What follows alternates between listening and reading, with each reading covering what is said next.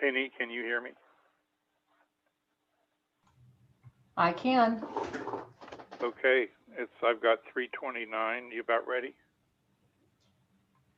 Let me just. Yep.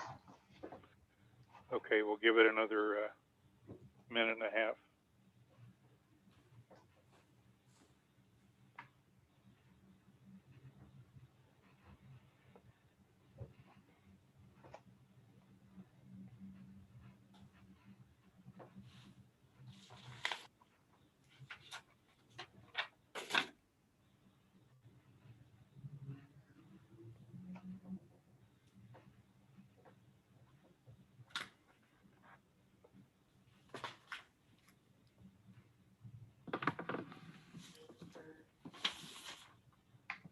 Hi, John Blomberg. How are you?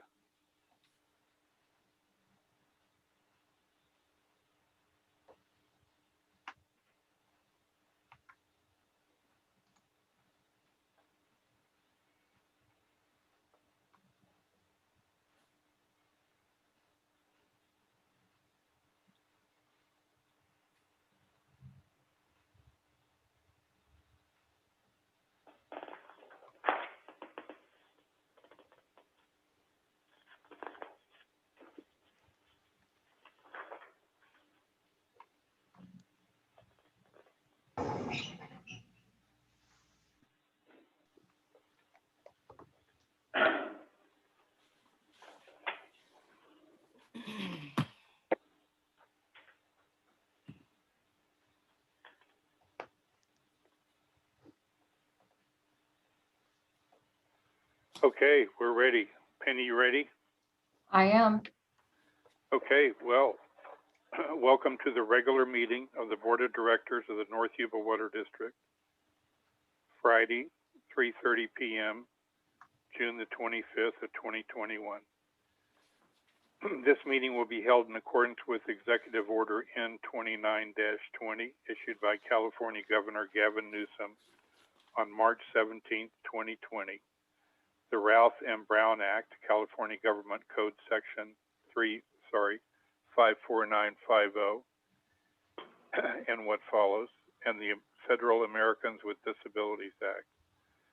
This meeting will not be physically open to the public. All members of the public may participate in the meeting via video conference and will be given the opportunity to provide public comment. Okay, roll call, please. President Hawthorne. Here. Vice President Nielsen. Here. Director Mitchell. Here. Director Hughes. Here. Director Floor. Here. Okay, Pledge of Allegiance. Fred, would you lead us? Okay. I pledge allegiance to the flag of the United States of America and to the republic for which it stands, one nation, under God, indivisible, liberty and justice for all. Thanks. Thanks, Fred. Right. Okay.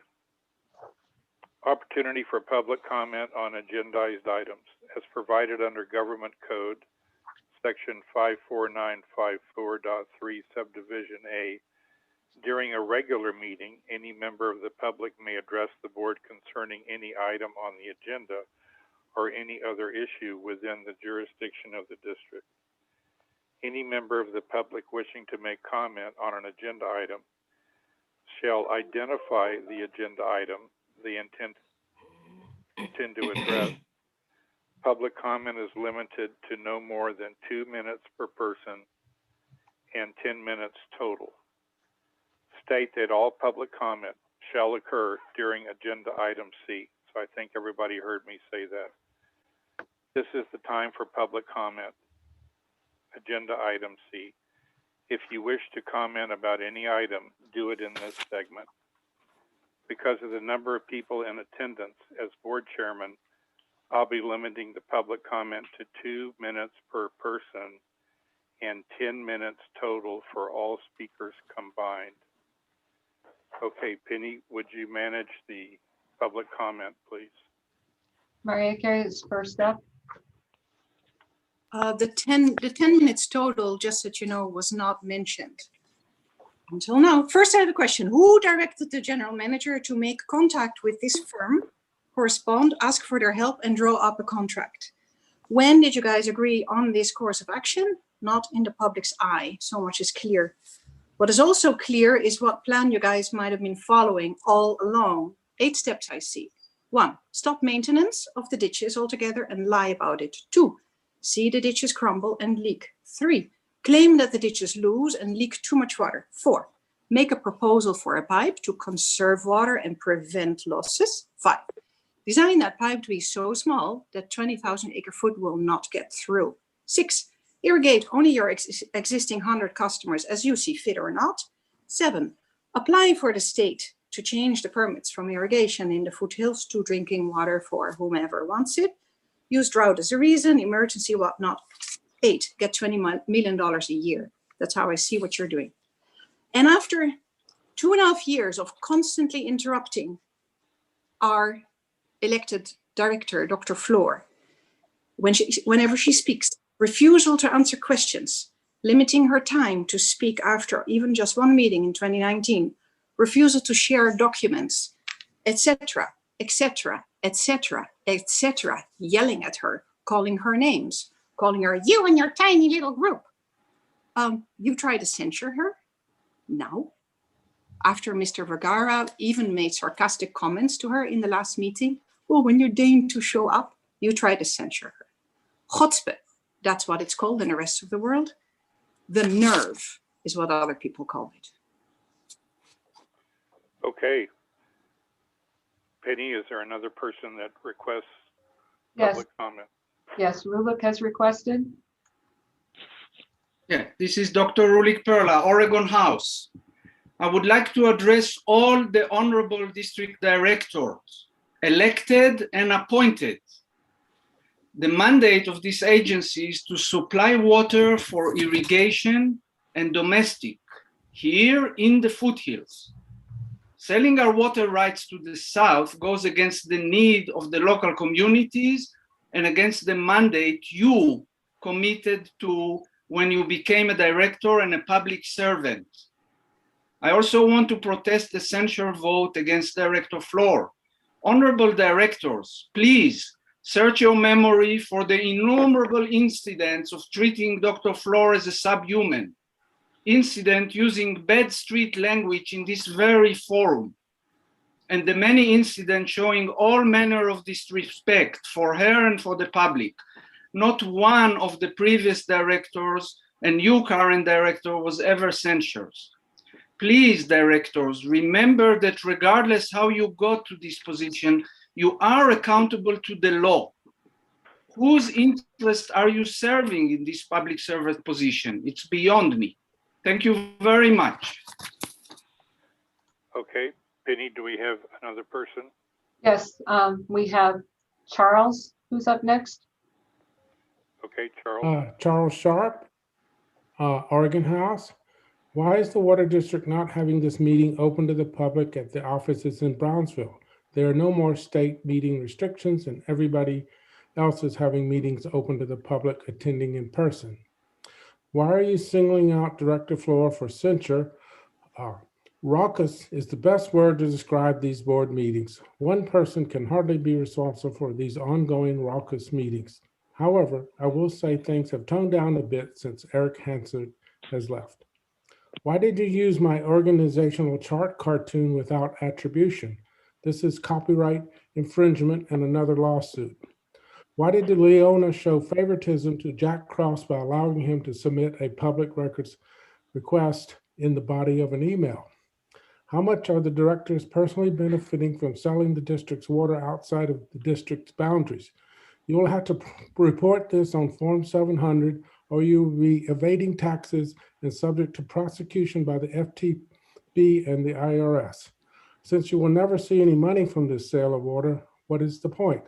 What does hotshot legal counsel Vergara have to say about that? Okay, thank you. Is there another person for public comment? There is, there's a phone number identified with the last 4 of 6780.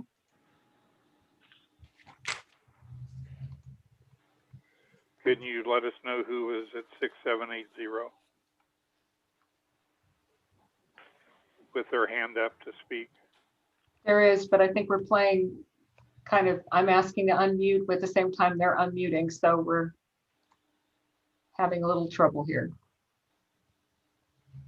Well, you tell me when you're ready to go. There we go. Hello, this is Donna Corson, Dobbins. If Director Floor's questions and or comments are without merit or based. Can you speak up a little bit? General manager and the other directors. Thank you, Director Floor, for your perseverance and dedication to seek the truth and to help the people of Oregon House, Dobbins. Today, the district proposes to hire another company, one to market water transfers. The district cannot provide water to the Dobbins and Oregon House communities. No, but the district can and is going to sell our water. How can you sleep at night? The people of this state do not yield their sovereignty to the agencies which serve them. The people in delegating authority do not give their public servants the right to decide what is good for the people to know and what is not good for them to know. The people insist on remaining informed so that they may retain control over the instruments they have created. Thank you. Thank you, Ms. Corson. Okay, Penny, are there other folks for public comment? I do not see anyone else. Okay, hearing none, we'll move along to the consent items. This segment assumes that the board has reviewed the consent items prior to the meeting and had their questions answered by staff if necessary.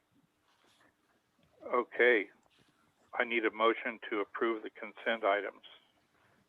1 through 7.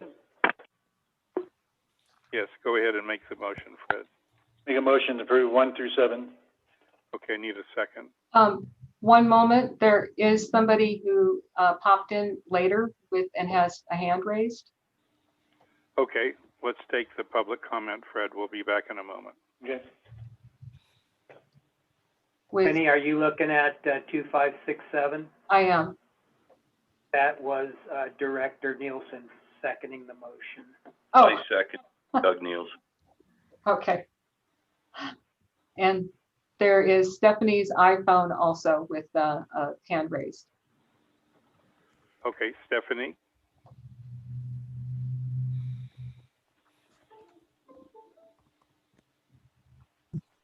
Yes, hi there. I just want to publicly register my strong disagreement with any attempt to sell or divert water out of our district. My parents have lived in the Oregon House Dobbins area for over 40 years and have relied on this water the entire time that they've been there. In fact, we just recently had news that our well is having some trouble. We think the level of groundwater is going down, and I think that beneficial use can be proven when this irrigation water is flowing through our properties. And I just strongly disagree with any attempt to sell or divert the water. Thank you. Okay, thank you. Is that it for the public comment, Penny? I do not see any more. Okay, we'll move along and pick up the consent items. Fred had made a motion. Doug has a second. Now it's time for the discussion of the consent items. Any discussion? Yes, I have some discussion relative to the meeting minutes, specifically for May 25th. Those meeting minutes do not accurately reflect the words and the ideas that were brought forth. For example, under public comment, these are really vague ideas. This is a legal document. I will remind the board, meeting minutes are legal documents. They have to be accurate. And there's a comment in here that the public said something about South Feather wasn't on the agenda. That is not accurate. That is not what was said. So the recording needs to be reviewed. The report out of closed session is also incorrect. It was not President Hawthorne who reported out the vote. It was Michael Vergara who reported out the vote.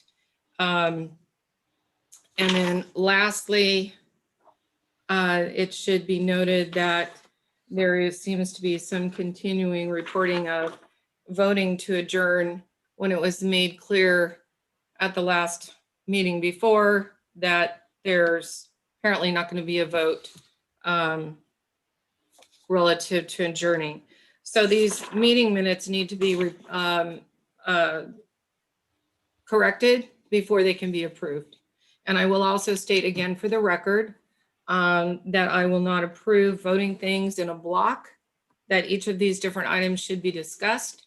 And I will further say that I'm super curious as to what President Hawthorne is saying, is somehow implying that we are supposed to have a serial meeting by every one of us calling in advance and talking to the general manager and the finance manager in secret. All of this needs to be done in a public setting, or it's a Brown Act violation. So I will continue to ask questions and go over these things in a public setting after I've reviewed these things at home and come up with my questions. I ask my questions in public. Thank you. Okay, Jeff, can you help me with the procedure at this point? You have a first, you have a second. And so you're just ready for roll call vote if there's no other comments. Okay, let's take a roll call vote on the consent items, please. Am I to understand that the new rules? It's over. The discussion is over. Am I to I would like to be allowed to speak. Am I to understand that there will be no public input solicited for any agenda item? Because this is an agenda item. It's in the very beginning of the meeting. So they're only allowed to speak once. So you are saying the public is only allowed to speak once throughout an entire board meeting? That's the way it is today because we have so many folks here. And if you want, so the public is not allowed to. So the public will not be allowed to speak. To support this. Okay, so you're saying the public is not allowed to speak again throughout this entire meeting. That's what you just said. I just want to make sure I heard that clearly. That's the idea, exactly, because we have so many people. The meeting would go into the evening if we let everybody talk. So that's what is going on. Mr. Vergara, would you comment on this issue? Well, I'll only address Director Floor's question, and she's correct. The public will only be allowed to comment at the beginning of the meeting during the public comment section. I just want to say for the record, I was asking for clarification of what was said. I wanted to make sure I understood what you apparently as the attorney and what the president of the board is saying. I hear you saying that you will not allow the public to speak at all throughout the rest of this meeting. And I was asking, is that what I'm hearing you say? You affirmed that is what I'm hearing. You affirmed that's what I'm hearing. Both of you now. Let me make just one small correction, Director Floor. I don't have the power to either allow or disallow the public to speak. The president does, but the way the agenda is now set up, public comment is at the beginning of the meeting, and the public has a right to comment on any item on the agenda or any item that's within the jurisdiction of the board. They are given 2 minutes to do that.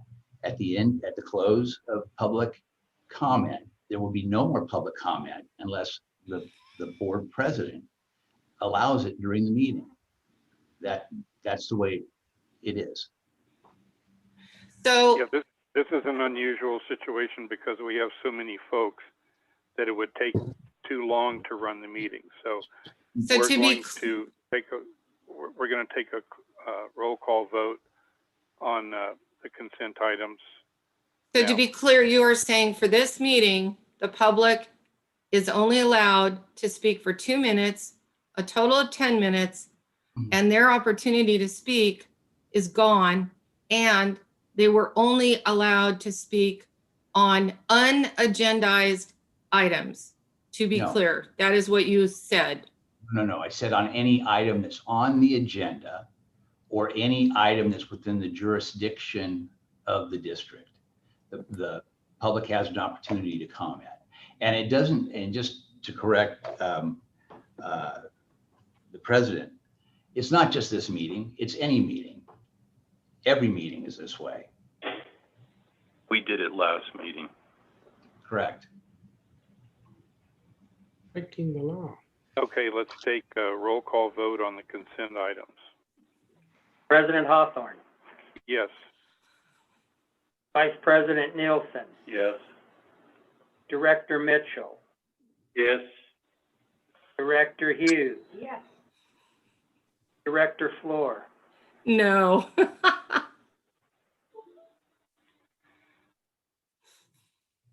Heidi, would you please give us your financial manager's report?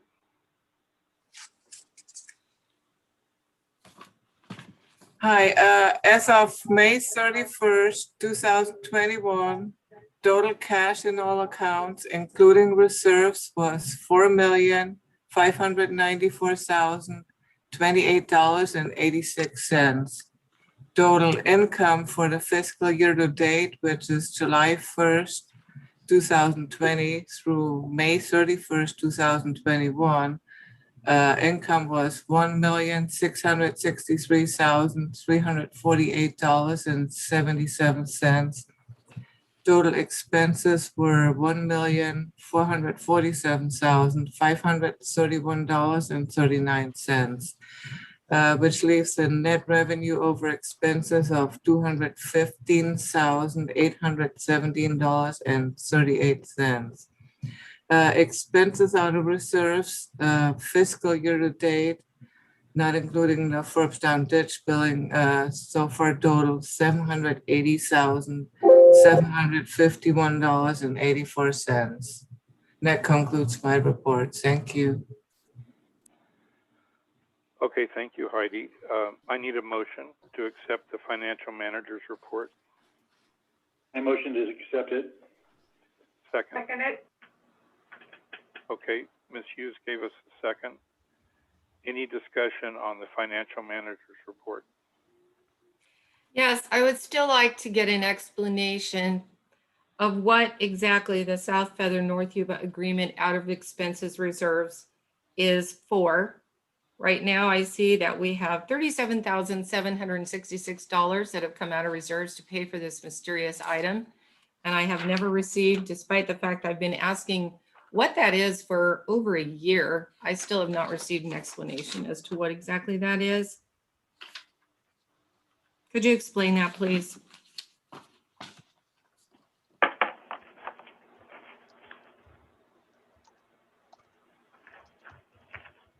I believe you need to help us on this one, Heidi. Okay, I'm not sure which item you're referring to. Is it the one on, out of the reserves on that spreadsheet? That's correct. It shows up on every financial statement and it shows up here every time. South Feather, North Yuba agreement. There's always monies billed to that. That does not make sense because all of the operating expenses for that comes out of the JFOF account, which is just shared fund with South Feather, which they administer.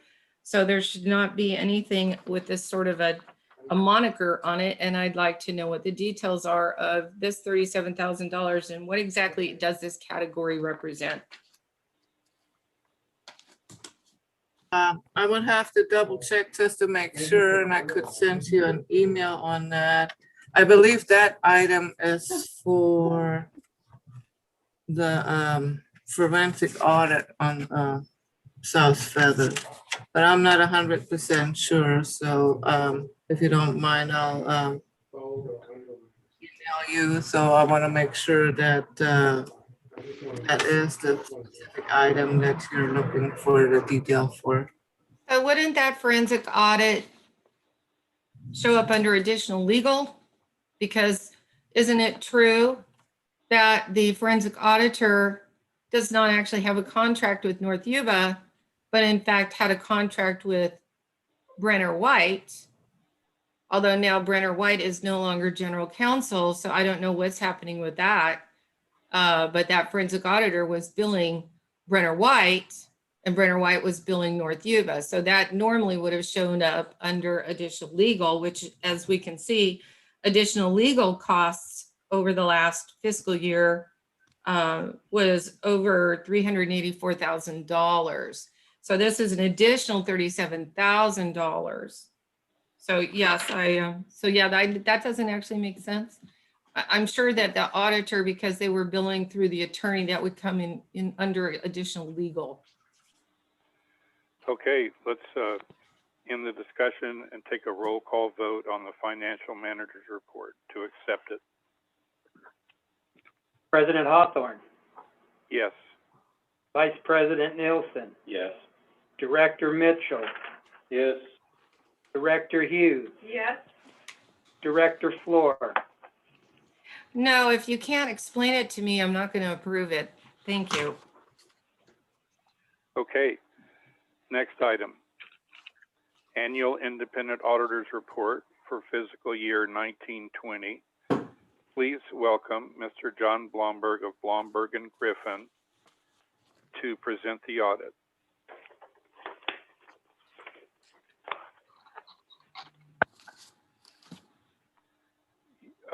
Let's see, Penny, you'll have to unmute Mr. Blomberg. I am trying. I've asked. There we go. Hi, John. Oh, am I coming through now? You are. Yes, sir. Hello? Yes. Okay, good. Well, I'm John Blomberg and Blomberg and Griffin Accountancy Corporation, here to present the draft of the independent financial audit for the fiscal year July 1/19 through June 30th of 20. The audit went very well. We were actually on site for the field work, and some of the audits we're doing were done completed. At least the field work was remotely, but in the case of North Yuba, we're actually on site, which it is definitely better. Tends to work a lot better actually being on site. Like I said, the audit went very well. The state controller's reported financial transactions to the state controller. We assisted with that filing as well, and that was filed on time, and no particular problems there. We're presenting a standard unqualified report on our the actual audit, which is page 5 and 6. So that is a standard report. The first part is management's discussion analysis, is kind of a summary of the financial statement differences from year 19 to year 20. The first main statement, statement of net position, page 7. Couple of items here that might be changed for the final or not, could be changed during the next audit, is under the restricted assets, saving money market and YC water sales, Yuba County water sales. Heidi pointed out that that's not really restricted money, so that could be moved to another account, and the board would need to direct Heidi on that. But as far as the rest of the statement of net position, there was no particular issues there noted in the audit. Of course, cash was confirmed. Next page 8, minor change to the final will be a line added under the interest income under the non-operating revenues, about a little more than half the page down.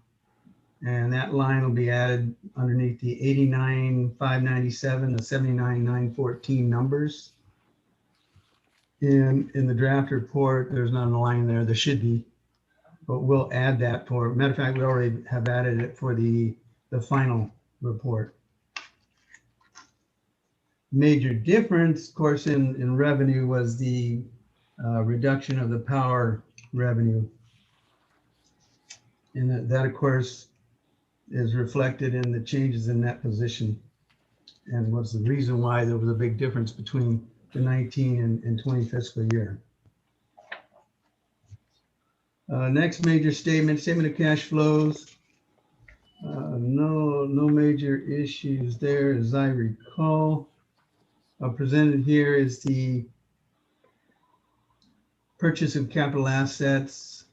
There was less assets purchased in 2020, but there again, no major items there on page 9. Then page 10 starts the notes to the financial statements. Page 13, detail on the various cash accounts in summary form as of June 30th, 2020. Obviously, that changes on a daily basis. Page 14, more information there, more detail on the cash in the county accounts. And Heidi pointed this out regarding the first part of page 14. Safe drinking water contract, NYWD improvement loan amounts in those cash accounts probably should be journaled out to another account and closed actually, because the note payments, the loan has been paid off, so that can be done. Just need to direct Heidi on that. Page 15, detail on capital assets.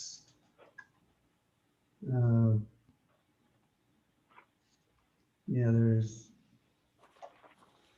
nothing that compares. That's also the detail for both years, 2019 and 2020.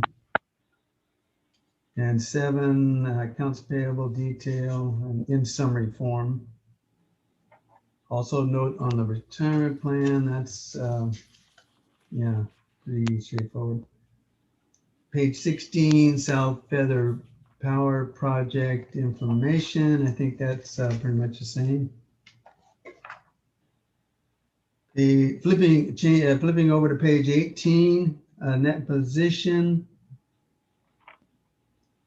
Again, the money market savings and the YC water sales, that probably should be journaled out to a unrestricted account. To do that, you just need to instruct Heidi to go ahead and do that. Page 19 is the board of directors. Of course, the board has changed, I think, since we wrote this up. So I don't know if you want to make a change here before we issue the final report, or leave as is.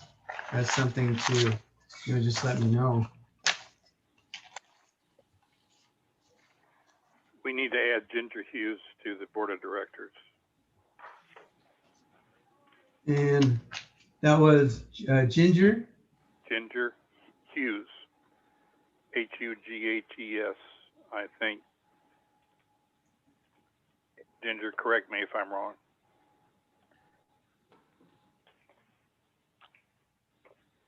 You're correct, Gary. Thank you. And as the director, one of the directors? Correct. Okay. Eric Hansard is no longer on the board. Okay. And we're also missing Fred Mitchell. And Gary, I see you're president. Correct.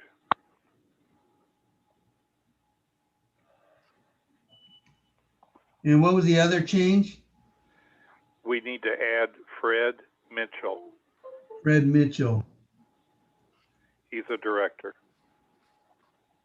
Mitchell, Double L. Double L. double L, He okay. said that more than once.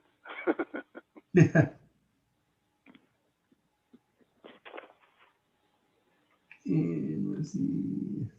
And Doug's still vice president? Correct. Okay.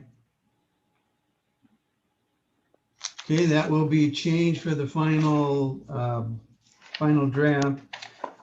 The audit is actually due by June 30th. I don't know if we can, I mean, we can make those changes relatively minor. So we can make those changes and issue the final prior to June 30th.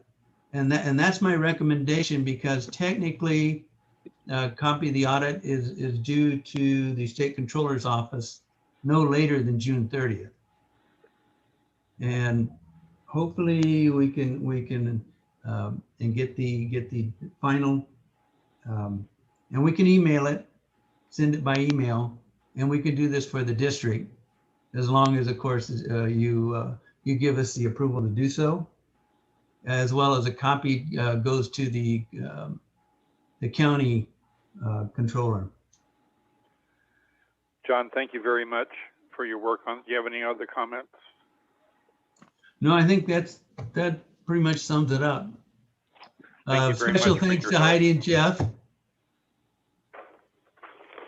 So what we're going to do is I'll make a motion to accept the auditor's report draft pending the changes that John and Heidi are going to make, and then go ahead and present it at the end of June.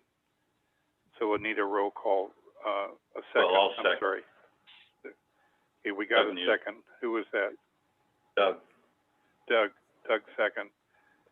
And any discussion on the auditor's report? I'm on a Zoom meeting right now.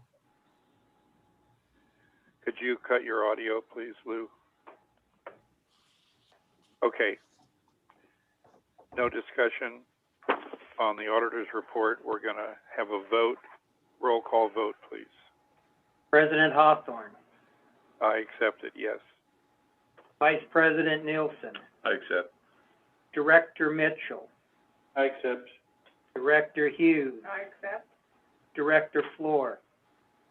No, this report lacks significant details. Okay, sounds like it passed. Next item on the agenda. Budget for fiscal 21-22. There are two portions of our budget: the regular budget and the special projects budget. So our annual budget essentially comes from last year's actuals, expenses that don't include special projects. On the last page are special projects labeled expenses paid out of reserves, such as the water treatment plant filter replacement. Okay, I need a motion to accept the draft budget.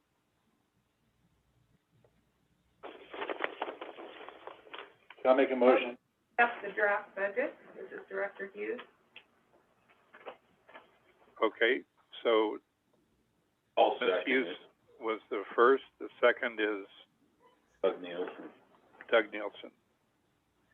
And any discussion on the fiscal 21-22 budget beyond what we've already talked about? Yes, well, first of all, we haven't talked about it at all. So it makes no sense to have this call out box, because this is all expenses. And obviously, if you have an unbalanced budget, in other words, you're going to spend more money than you have, it still needs to be represented in here. So this is an unbalanced budget, even without your box of projects, which should normally be included in the budget. You are $51,000 in the red out of the gate. I'm also really curious because we have a column called actuals, which is supposedly the column of actual spend. However, under legal, there's a total actual spend of $81,963, which we all know is not correct. That was not the actual spend, because I can say, for example, we ended up twice being asked to take money out of the reserves, over $300,000, to pay legal expenses. I know that winning my lawsuit, you had to pay my attorney's fees, and that was $65,000. So this is not an actual accurate representation of how much money the district actually spent on things. So the other thing that is interesting to me is we once again have this mysterious additional $40,000 under salaries. Now, a couple of years ago, the explanation was, well, we're going to replace Heidi and we've got overlap. So that $40,000 was to cover the overlap. Well, Heidi's still with us. She has not been replaced, but that $40,000 additional is still sitting there. That does not make sense and should be stricken.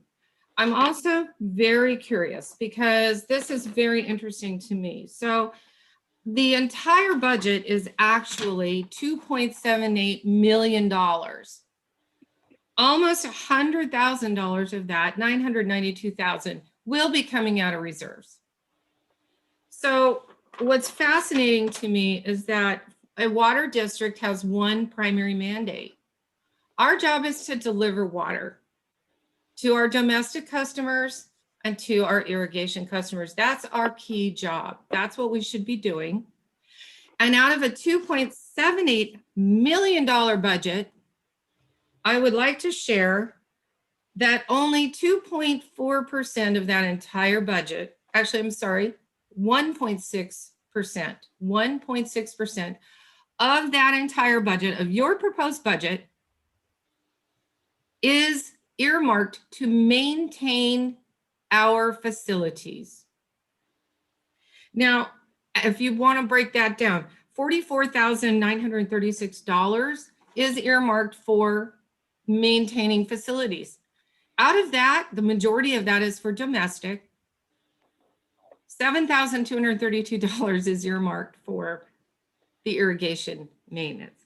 So 1.6% of the entire budget. And then we have also back to actuals. There is nothing in this budget that shows the actual spend on this so-called public outreach.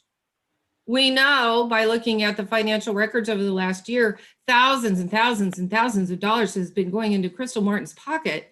None of that's represented in the actuals either. But I do notice that you're earmarking $70,000 for her for the upcoming year. The other thing that's troubling to me about this budget is that there are something in here called outside services, and you see it over and over again.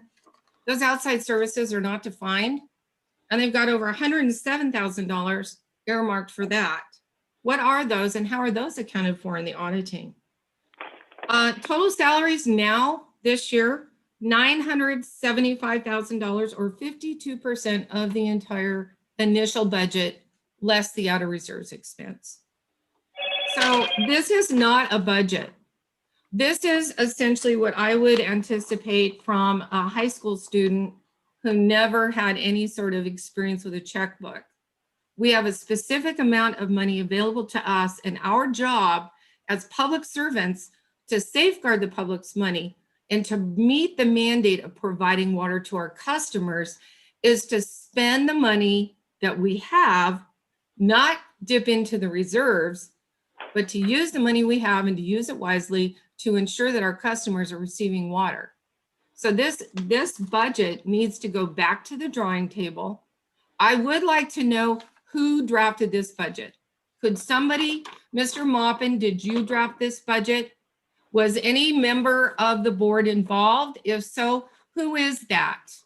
I would like to know, how did this budget come to be? Who drew it up? What was involved in pulling this together? And please, please do not tell me that what you did is you simply looked in the checkbook and said, well, there's our budget. Oh, and then there's these other things that we would like to buy. Please explain to me how you came up with this bogus budget.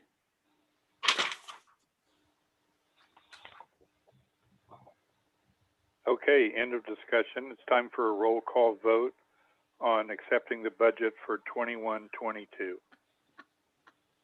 Excuse President me, Hawthorne. excuse me. That is what I call disrespectful. Disrespectful when a board member has a legitimate question and you just change the subject, go right over it. And then you want to And censure. I quite agree with that. Then you want to This censure. is not a public comment section. I don't care anymore.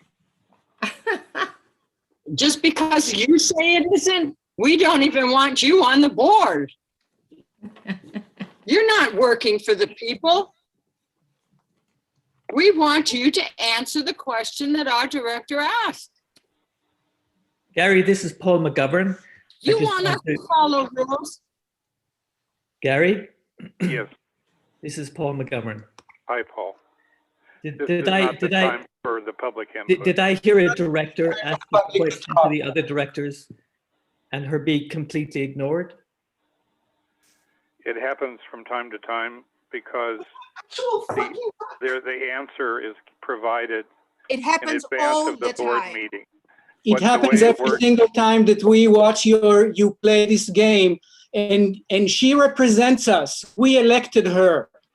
The way it works And is that we we want ourselves in advance of the meeting by talking with the finance manager or the general manager in the week after the budget comes out and before it's approved or not. This is called serial meeting against the law. Serial meeting. That is Mr. called Hawthorne, serial that's called a meeting. serial meeting and it's a violation That's not of the a Brown serial Act. meeting. You're Yes, not it is. familiar When with you the Brown call- Act, apparently. It's called a hub and The Brown spoke Act where says you, that you have to have a quorum to have a serial meeting. no, you Okay. don't.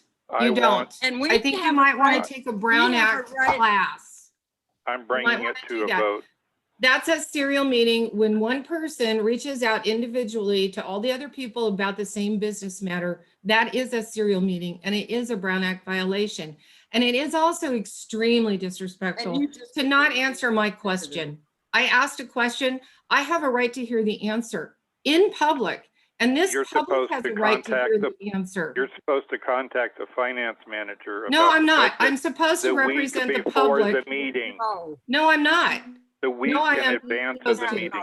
Well, the No. public is Mr. interested in Hawthorne. hearing this information. We Okay. want to hear this information. We want, Mr. Hawthorne, there is no rule book and you are violating the Brown Act when you try to instill a rule that requires a director to go to the office behind the public's back to get information.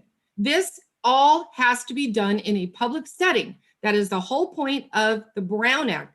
This is a public agency. We are answerable to the public. I am asking a question and the public has a right to know because this is their money. So who drew up this budget? Was it one person? Was it two people? Who was it? And how did you come up with this budget? Explain the process. Okay, it's time to vote on the budget. We Roll want call to hear vote. the answer to these questions. President Hawthorne, this is We want to very hear answers to disrespectful. these questions. Vice President Nielsen, We Yes. want to hear answers to these. Mr. Mitchell, We want to hear the answer. We want to hear the. Hughes, We want to hear the answers. Director We want to Flora. hear the answers. We No. want to hear We the want to. answer. We want to hear the answers. We want to hear the We want to answers. hear the answers. We want to hear the Give us answers. the answers. Maybe We want to hear the answers. answers. We want to hear the answers. Directors, you are shaming your posts. We have the right to receive this information. You're deceitful. This is our public entity. This is our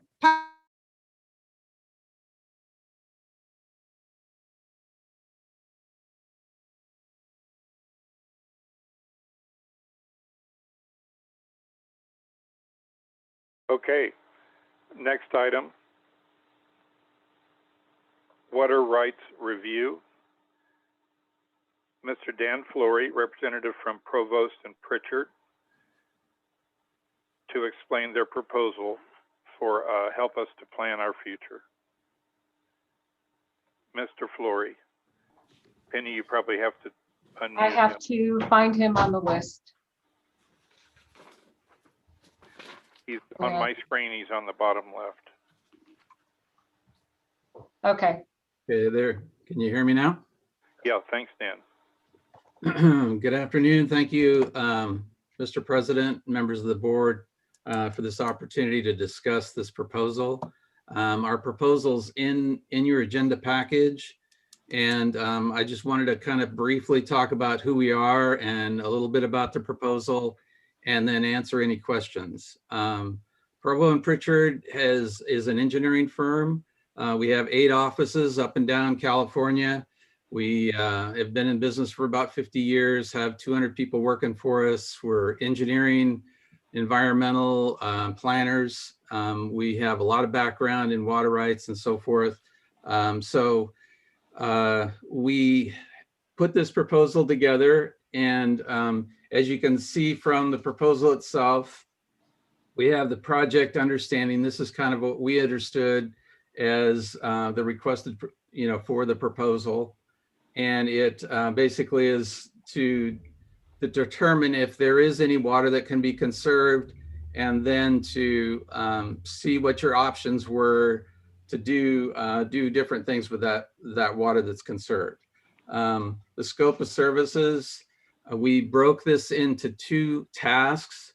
The first task is quantification of any conserved water. And then the second task is water marketing, or the options you have available, the board of directors has available for that conserved water. The fees are listed there. It's about 104,000. That is an estimate, and this is a time and materials proposal. So it's at the direction of the board, the general manager. It's whatever you decide to do, but we put a budget together basically based on this scope of work. So that's kind of the meat of the proposal. That basically this is at your direction. We kind of put this proposal together kind of based on what we understood as the project. So I'm open to answer any questions or provide any information you'd like. Mr. Flory, who reached out to you? Actually, who contacted you? I was contacted by a professional colleague that said that the district was interested in doing this, and I contacted the district. So you reached out to the district. Jeff, would you explain what our intentions are with respect to Provost and Pritchard? Pardon me, was that a question for me? It's for Jeff. Mr. Hawthorne, that sorry, was I didn't hear. extremely rude. I was asking a question of Mr. Flory, and you interrupted me. Actually, I have the floor. Jeff, are you available? I'm here. I didn't hear your question. Okay. Just explain why we got in touch, or they got in touch with us, and what your ideas are for their work that they're going to do. Well, it's like Dan explained. Basically, we want to review our water rights and see what we can do to maximize their value. We know that when we talked about, for example, the Forbes-town ditch, piping it, we knew that there was going to be saved water. We want to quantify and be able to put it to beneficial use elsewhere. So his services are basically going to help us know how to strategize that asset. Thank you. Okay, any other discussion? Yes, I would like to continue my question. So I would like to know, so Mr. Flory said that a professional colleague reached out to him. I'd like to know who that professional colleague was.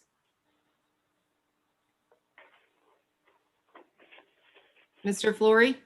I don't know if I'm at liberty to You know, it was a colleague in another firm. Oftentimes we partner with other firms, and he said that the district had this question or this inquiry. So. Okay, so I have a number of questions then for Mr. Maupin and Mr. Hawthorne. I would like to know, because none of this was ever discussed in a public setting, ever. The idea of wanting to hire a firm to look at ways to conserve water. And basically what you're really saying is we're gonna hire this firm so that we can have them say that, hey, if you put water in a pipe, you conserve water. And we actually don't need a study to do that. I would like to know who directed that someone reach out and ask for these services. I would like to know who you talked to, which director was involved in this, because none of this was done in a public setting. Was this actually your plan all along? That's what I'm really curious about. So let me see. Let's see if we can recap. Let's let the ditches deteriorate. Let's never deliver water. Let's restrict our water to a little tiny plastic pipe where we're only going to get a max of 3,700, except, oh, wait, we're not going to get that because the license is only going to be issued for 2,700, and then take the rest of that water and sell it where? To Southern California? Was that the plan all along? And I would like to know how this ended up on an agenda when something like South Feather's offer, which by the way, is never been put on an agenda. It is not an attorney work product. It is a very public document. That offer has never been brought to the table for a discussion. We could have our water in 5 days from now if South Feather came in to give us our water.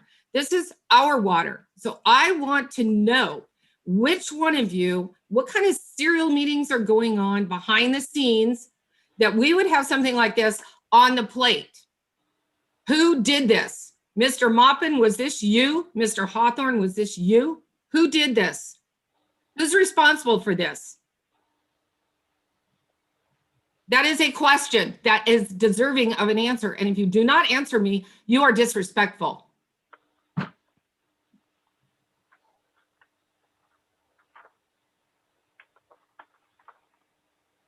Okay, so this is the plan all along, to sell our water. You're refusing to give water to the irrigation customers. You are not even bringing to the table the offer from South Feather that would provide water to every one of our customers within a week, and over a period of 3 years would give water to everyone up to 40 CFS in that Forbes-town ditch. So you are refusing to do that, but you're going to sit here and you are going to talk about how can we put a tiny plastic pipe in, give us a document to say, oh yeah, if you put a pipe in, we can conserve water. It doesn't take a rocket scientist to know that. But then you're restricted to that. All the other water is going to go nowhere and you're going to sell it. That was your plan all along. That's Penny? very clear. How Penny, dare would you? Unmute Jeff, please. Penny, Yes, I think you need to unmute Jeff so we can answer. I'm unmuted and I've already given an answer. Oh, okay, sorry. Okay, we're gonna have our vote. I need a motion to accept the proposal for engineering services from Dan Flory. And we'll move and see where we go on this. I need a motion. I'll make a motion to accept it. Okay, need a I'll second it. Director Hughes? Okay, any more discussion? Okay, time for a roll call vote. President Hawthorne, Yes. Vice President Nielsen, Yes. Director Mitchell, Yes. Director Hughes, Yes. Director Floor. Never. I will not betray the people of this community. Never.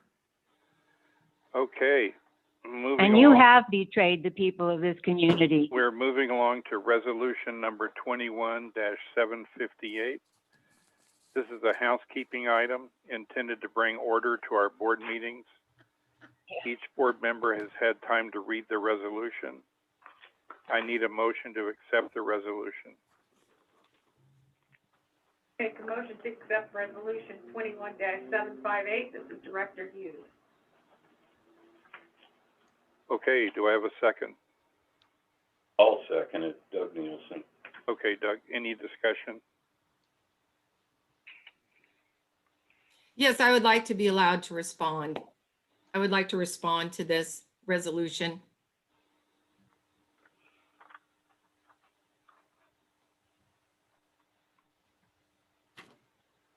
Well,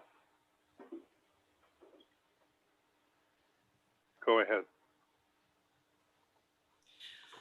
The record demonstrates that I have often spoken out against actions of this board's majority and actions independently taken by this board's general manager without prior board discussion.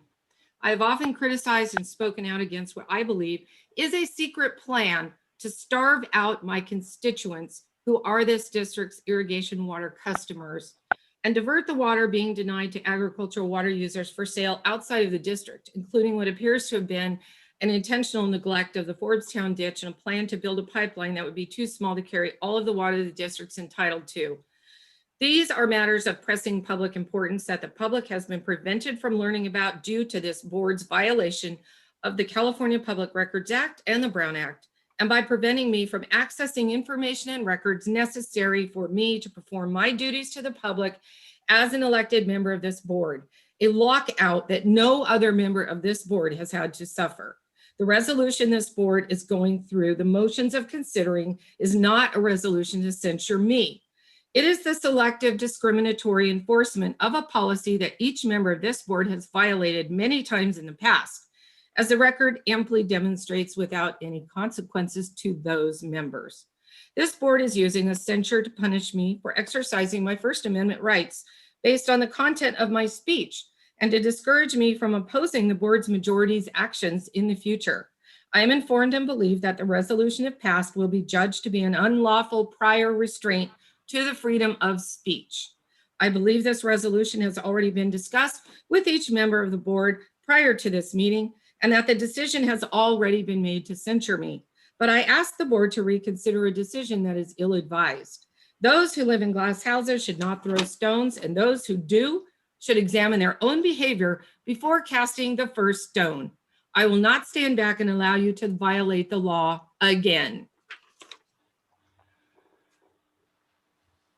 Okay, any other discussion?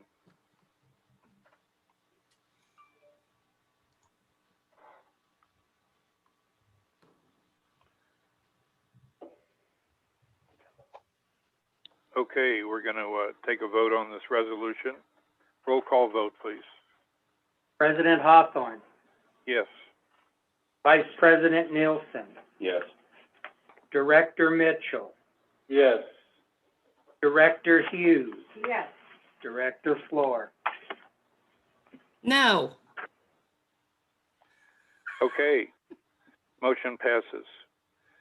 Let's see here. We've got the general manager's report was a part of the handout. And so we all had a chance to read the general manager's report. And we don't need to vote to accept it. So we're going to move ahead. We're going to go to director's input. And I'll read the paragraph that covers this section of the meeting. Directors may make brief announcements or reports for the purpose of providing information to the public or staff, or to schedule a matter for a future meeting. The board cannot take action on any matter not on the agenda and will refrain from entering into discussion that would constitute action, direction, or policy until the matter is placed on the agenda of a properly publicized and convened board meeting. Okay, consideration of agenda items for the next meeting. Items must be requested in accordance with the district's policy for agendizing items for board meetings, which essentially says that we need a majority or a quorum to put something on the agenda. Okay, director's input. Who would like to speak? Director Mitchell here. Go ahead, okay, Fred. Mr. Mitchell. I was wondering if there's something we can set up for in the continuing years to preload the irrigation ditch so that it's ready to go by the time the season starts, rather than waiting. So then at least when the water starts dropping, we can at least supply some of the water ahead of time. I don't know if we can do that. We can discuss that. That's Okay, all I have. that sounds like an interesting thing to put on the agenda. Was that your intention? Yes. Okay, so I think all we need is a kind of an informal vote here.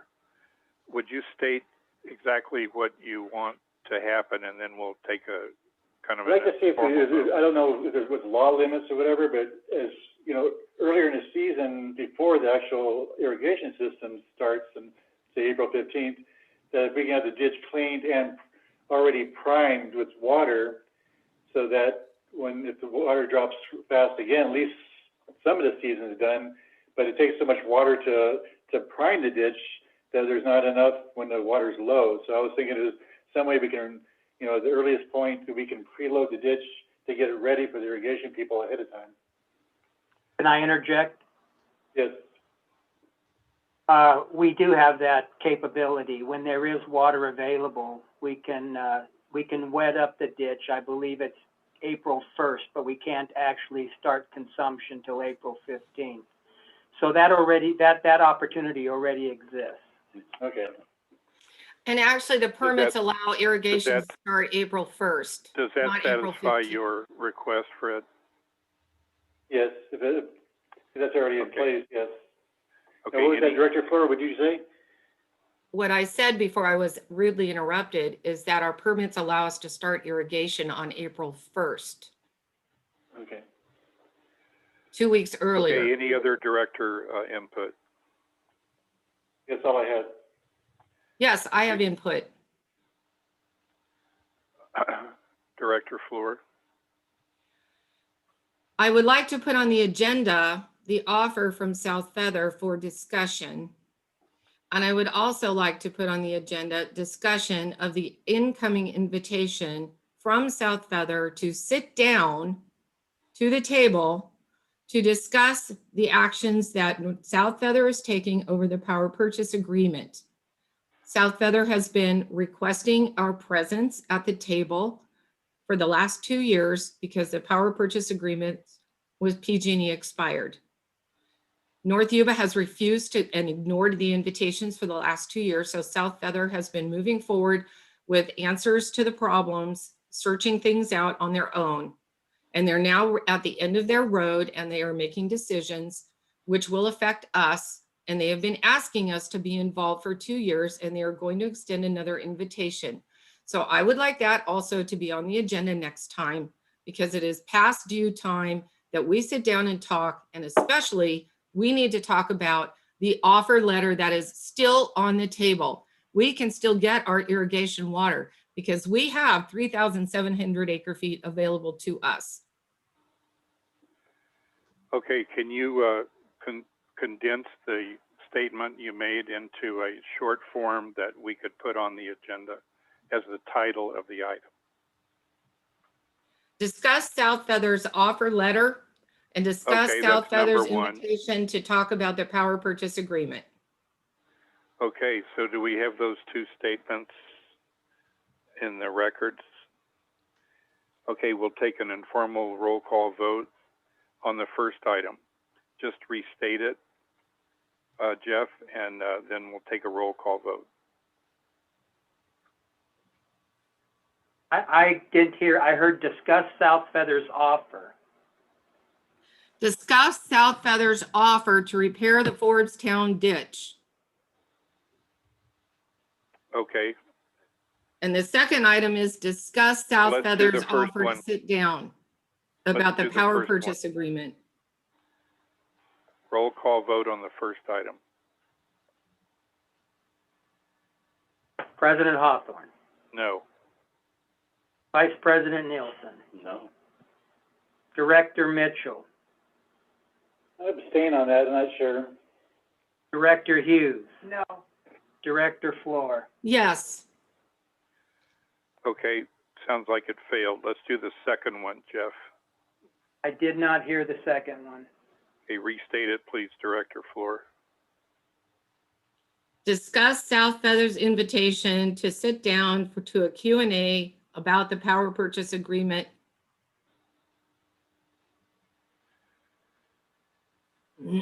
Okay, Well, you want a roll roll call? call, roll call. President Hawthorne, No. Vice President Nielsen, No. Director Mitchell, No, not until the legal stuff's figured out. Director Hughes, No. Director Floor. Yes. Okay, they both do not pass. So So I would that- like to follow up with any a other- question. Yeah, is there I have a any other- question. Is I'd there like to any know other- why. Is there any other director that wants to provide input for director input? I would like to ask a question. We're just trying to go around the robin to make sure it's fair. Okay, well, wasn't done. You voted on my things. You predictably voted no. So I would like to ask on the record why Director Hoff, all four of you directors apparently do not want to accept, even discuss South Feather's offer, let alone accept it. So you're effectively telling the irrigation customers, we don't want you to have water. I'd like to know why. We are in the midst of legal matters with South Feather. Part of what we've brought up has to do with their credibility. And I think we're not interested in having the discussion at this particular time, at this juncture, considering the background issues that are present for us trying to survive. So you're Okay, willing anybody to else? set, Anybody else? President Hawthorne, I have to agree with you that much of this, Director Floor, it is does impinge litigation that's ongoing, and it's really not the topic or subject for open session. this offer Thank you. letter is not part of any legal proceeding. This offer letter is a credible, I think that's genuine your, I think that's your offer. opinion. Okay, I think you that's your interrupted me opinion. again, Mr. Hawthorne, which is what you just censured me for. So could you You please not actually interrupt? I interrupted. was responding to Mr. Vergara. Thank you. You interrupted Mr. Vergara. No, you did, and I'm responding to him. So can I Mr. just- Vergara, Go ahead, Director Floor. thank you. This offer is not part of that proceeding. And it seems to me that an agency needs to be sophisticated enough and the ability to compartmentalize well enough to take an offer made in good faith from an agency that knows what they're doing, that has the equipment, has the staff, and took care of that ditch for 92 years. And in so doing, provide water for your customers, because what should be the most important priority to this board is your customers. We have people suffering right now. We have people whose vineyards are dying, who are selling off their livestock because they can't support them anymore because they don't have their irrigation water. We have people whose wells are running dry. And it seems to me that it should be well within the powers of an agency to continue doing all this legal stuff that you want to do, which you clearly do, while at the same time saying, okay, great, we'll accept that offer. That's a great offer. Are you done? Let me respond. I can only respond this way, Director Floor. In my opinion, that issue does impinge issues we're raising in litigation. It's my advice to the board that this topic not be discussed in open session. That's all I can say. Okay, any other director input? Fred or Ginger or Doug? No? Okay, hearing none. We'll move into the closed session. Penny, could you start the procedure for the closed session conference with our General Counsel, Michael Vergara? We'll be moving everybody into the waiting room, except for board members and Mike. And you also have to stop the recording. I have paused the recording.